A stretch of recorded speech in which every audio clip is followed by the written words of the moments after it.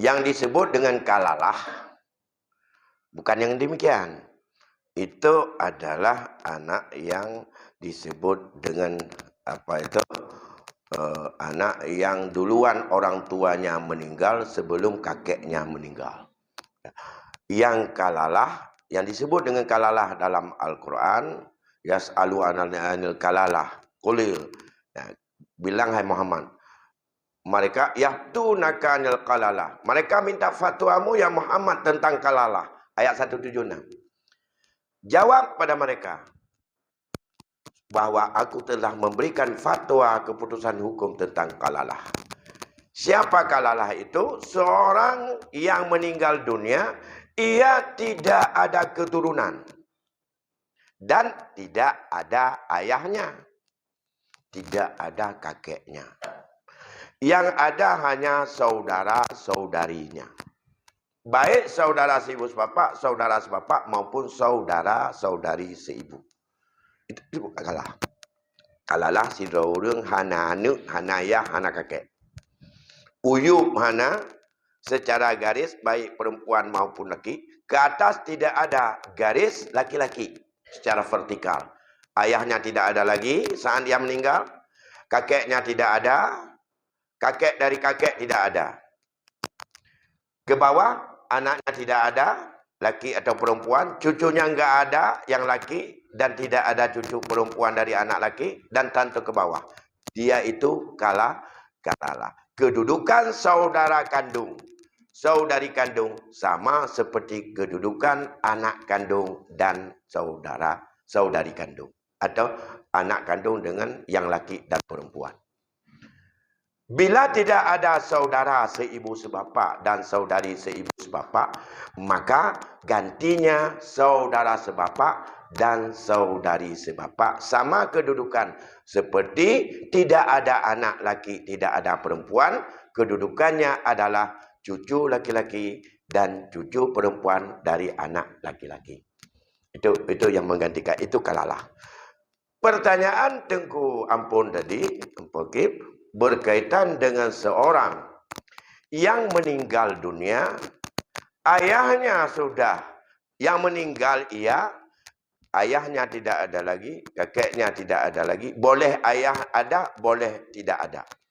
Kemudian anaknya sudah duluan meninggal, ditinggal cucu, artinya anak dari anaknya. Kalau kita gambarkan, A meninggal dunia, A punya anak 3. Satu meninggal pada tahun 2020. 2 masih hidup. Ayahnya meninggal 2021. Ini ayahnya. Ayah sini. Yang meninggal 2020, ia punya anak laki dan punya anak perempuan. Status dia kalau pusaka daripada yang meninggal ini bukan ayah, tapi kakek. Ayah dari ayah dia.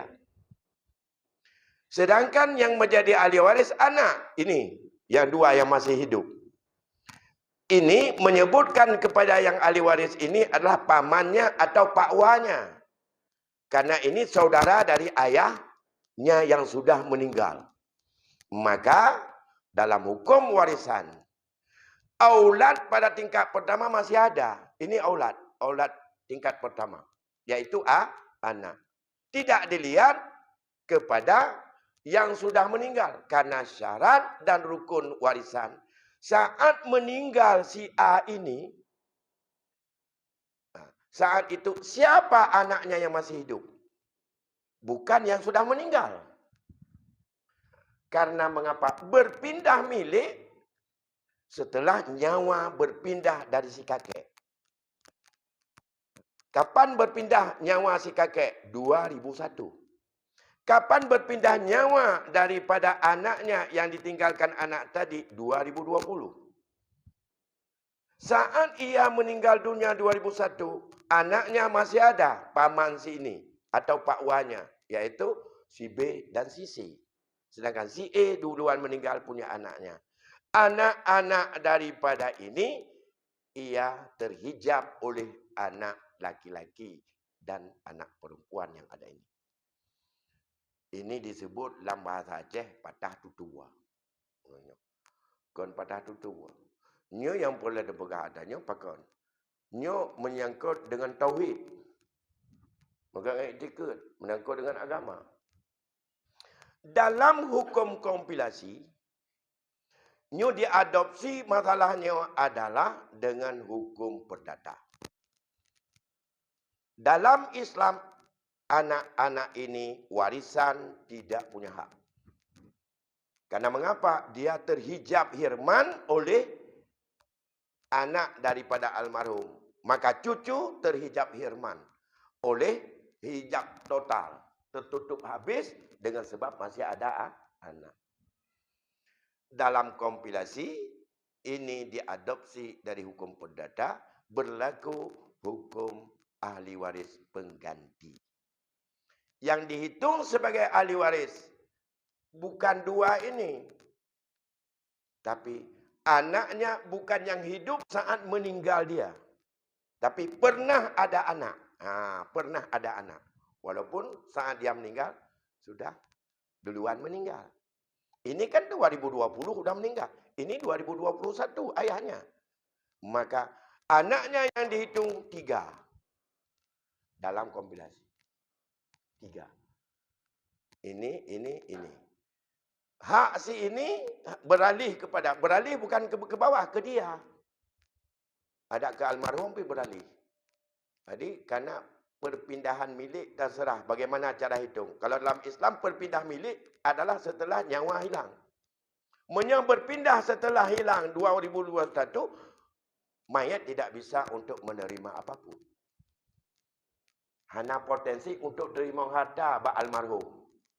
Tegedi truk gejak kena patah pelung mata rumah.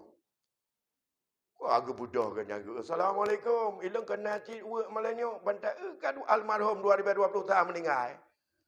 Yang mata rumah pelung ada tengku-tengku yang work tang gelempak jenera je. Nah. Dah. Tapi di dalam hukum perdata yang dilihat keadilan apa? Ini adalah tetap dapat tapi diganti oleh anaknya. Anaknya. Itulah disebut ahli waris pengganti. Hak dia. Dalam Islam hanya sah. Jika ditajak oleh kenyan, dapat sah. Tidak rida ini, tidak rida dua orang ini, ambil. Ini qit'atun minan nar. Hana halia daripada dia. Hana halia. Gepuputuh pengadilan. Hana halia cik. Pajan baru halia. Gerida dia ulanya sebagai hibah ganyan. Baru. Menjaga pahala ganyan baru halia. Mana ganyan pahala, anak orang lain bisa pahala. Bila ini adalah mutlak tasarruf. Secara warisan. Secara faraid. Itulah yang saya bilang. Namun ini ada solusi. Bila kita ingin mengambil pada pendapat ulama salaf, ada beberapa ulama salaf. Cucu daripada yang almarhum, yang ayahnya duluan meninggal ini, hanya bisa didapatkan haknya berdasarkan bukan atas nama warisan, tapi bisa atas nama wasiat. Wasiat yang gepenan dalam hukum adalah dengan wasiat wajibah. Dalam ilmu faraid, nalhe macam wasiat. Yang sabah kau nak tanya, yaitu surat wasiat. Yang kepada mentong tanpa melihat siapapun yang gewasiat dia urang meninggal, yang kenan jauh ilai lagi ganyan wasiat, hanya mentukar takik. Yang kau nak tanya. Kau nak tanya artinya kau nak tanya salah. Yang ada BW yang diadopsi kemudian jadi hukum perdata. Adanya dia kepegangan peradilan negeri. Ya. Yang ada tanya dua. Yang ittifaq para ulama adalah wasiat yang disebut dalam ayat faraid. Min ba'di wasiyatin yusi biha audain. Pada ayat 11. Dalam ayat 12. Mimba diwasiyatin tusuna biha audai lego ulang jumlah pego dalam surat 13 ayat 13 dan ayat 12 nyan lia wasiat yang to Ittifaq para ulama nyan wasit al-ikhtiyariyah, wasit biasa. Kan wasit yang wajib. Namun ada satu lagi wasit dalam konteks ilmu faraid, tapi jangan baca dalam kitab ma'ruf. Enggak ada. Kitab ma'ruf dalam mazhab Hana. Karena mazhab sepakat bahawa ayat surat Al-Baqarah ayat 180 itu hukumnya mensoh dengan hadis. Ada mengatakan mensoh dengan ayat. Ayat 180 surah Al-Baqarah. Ya. Kutiba alaikum idza hadara ahadakumul maut antarakanil wasiyata lil walidaini wal aqrabina bil ma'ruf haqqan 'alal muttaqin. 180 Al-Baqarah. Diwajibkan alaikum terhadap kalian ya, untuk kalian tinggalkan wasiat untuk dua ibu bapa dan kaum kerabat dengan jalan yang ma'ruf. Ya. Itu adalah hak dengan mereka. Iza hadara ahadakumul maut, apabila kamu untuk akan menuju kepada kematian, antara kanil wasiyah, kamu tinggalkan wasiat untuk dua ibu bapa dan kaum kerabat. Haqqan 'alal muttaqin, yang mandung wasiatnya dengan yang ma'ruf, itu hak bagi orang yang takwa. Sebahagian ulama, para ulama salaf dan khalaf, mengatakan ayat 180 tidak dibatalkan hukumnya, tapi ditaksis oleh ayat faraid dan ditaksis oleh hadis la yaris apa itu bahwa kan innallaha kan a'tazu haqqin haqqah. Hadis.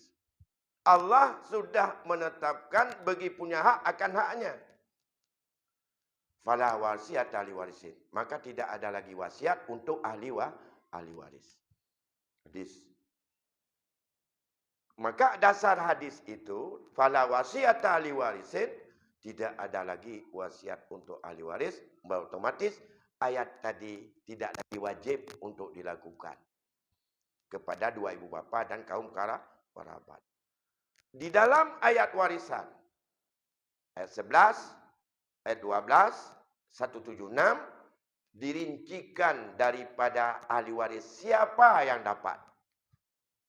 Yusikumullahu fi auladikum lidzakari mithlu hadzil unsayain, dan seterusnya. Di abawai likulli wahidin minhuma sudus, bagi dua ibu bapa dapat 1/6.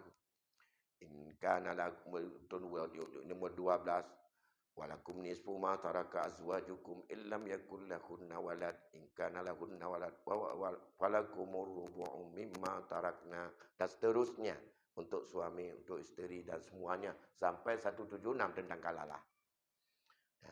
Ayat itu Allah rincikan siapa dan berapa ketetapan Allah untuk ahli waris. Yang kedua diperjelas siapa ahli waris yang tidak Allah tetapkan, maka yang berhak menjadi ahli waris dalam garis itu adalah orang yang dekat dengan si mayat bila tersisa daripada ketetapan Allah itu semuanya dengan bagian-bagiannya. Ayat itu mentaksis tentang penjelasan ahli waris. Dua ibu bapa, kaum kerabat dekat, itu sudah dijelaskan oleh Rasul. Allah tidak menjelaskan dua ibu bapa itu sebagai ahli waris atau sebagai bukan ahli waris. Bila oleh pendapat yang mengatakan ditaksiskan ayat 180 itu, ayat itu tetap berlaku. Andai kata dua ibu bapa dan kaum kerabat dekat itu adalah bukan ahli waris, mantang wajib wasiat oleh orang yang kena meninggal, mantang wajib wasiatkan untuk dua ibu bapa, wasiatkan kepada kaum kerabat yang dekat, mesti wajib.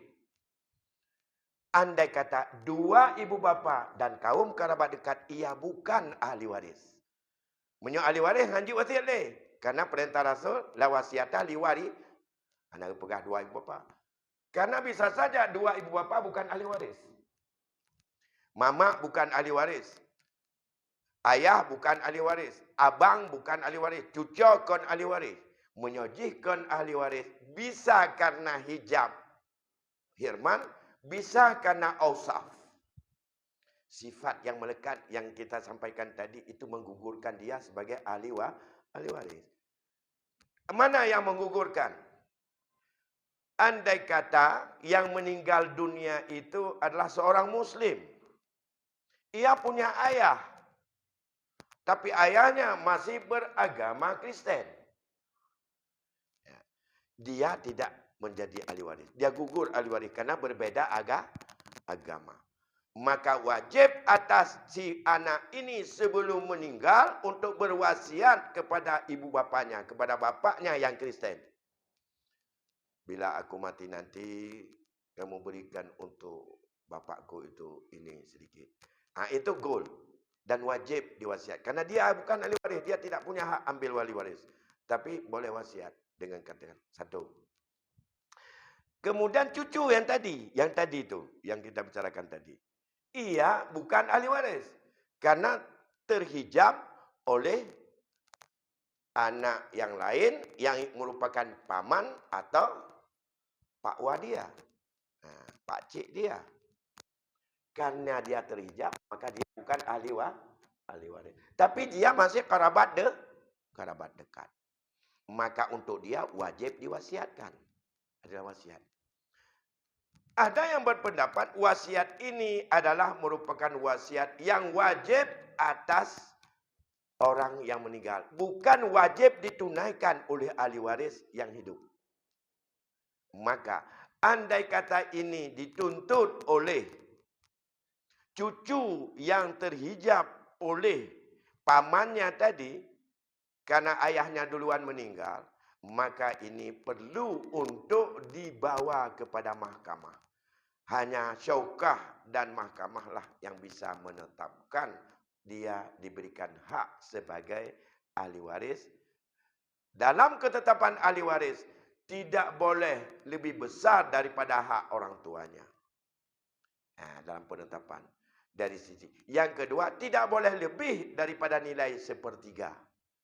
Kalau nilai hak orang tuanya sampai lebih sepertiga, yang sah sepertiga. Dari situ dianggaplah itu adalah sebagai wasiat yang wajib atas orang yang meninggal. Bila tidak dilakukan, bisa ditetapkan oleh mahkamah. Inilah solusi. Tapi dia ngambil bukan atas jama warisan, tapi atas jalan wasiat wajibah. Dalam tradisi kita, waktu Isya kata mau, poh 8 lewat berminit malamnya Isya. Jadi, menurut tradisi masyarakat kita ni, atanyan awal gesambut oleh keluarga, hana payah mebak mahkamah. Yang gekun, kajuklah kejih BO sebagai ujung gapan. Yang geyujuk zaman geduk ubenan keluarga, hai jo, ya hai kamu meninggal ji. Awal meninggal ayah ji, kita nyu je ke ahli waris, nyu mandung-mandung, gemu pakat-pakat, juklah keji ujung gapan. Hana payah tu mahkamah, ada kesadaran mereka itu menghibahkan dalam kadar yang tertentu, sudah diamalkan. Walaupun amalan juk ujung gapan kepada cucu yang patah tutunya, itu adalah tradisi yang baik. Bila dikaji secara fikih, iwa bak wasiat al-wajibah, walaupun kon dalam mazhab Syafi'i, tapi nak urung-urung mazhab Syafi'i yang sepakat juga dengan demikian. Tapi pendapat yang makruf dalam mazhab, itu wasiat wajibah tak pernah dikenal. Hari ini, negara-negara mayoritas Islam telah mengakomodir di dalam hukum, dalam undang-undang yang ditetapkan undang-undang warisan. Yang saya tahu Mesir sudah ditetapkan itu. Maka sudah mengikat ahli waris kepada anak yang cucu yang ayah awal meninggal. Tunisia, Mesir, kemudian ada beberapa, kalau tidak salah saya ada 4 negara. 4 negara yang sudah ada undang-undang tentang warisan itu dimasukkan.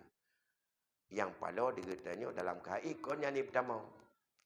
Justru yang Ibn mau anu angkat. Yang hana analogi fikih. Tidak bisa analogi. Ini kena na isyarat ayat bono. Wasiat lil walidaini wal aqrabin. Sedangkan anu adopsi yang ada hubungan dengannya. Tidak bisa dimasuk. Itanya iyujuha. Sebagai wasiat wajibah ke anu adopsi. Dalam kompilasi. Baik dia cok tanya. Ia dapat tanggungjawab dengan Allah huruf akhirat. Di dunia, anak tahu gugat. Nyokai puputung. Dan fikir, buat Isya kita mau, insyaAllah di waktu yang lain nanti kita akan sambung kembali. Dewa Kudul dan Tuan Kemah, mari kita sama-sama persiapkan diri untuk salat Isya. Lebih kurang, saya mohon maaf. Dan atas segala perhatian, saya ucapkan terima kasih. Wassalamualaikum warahmatullahi wabarakatuh.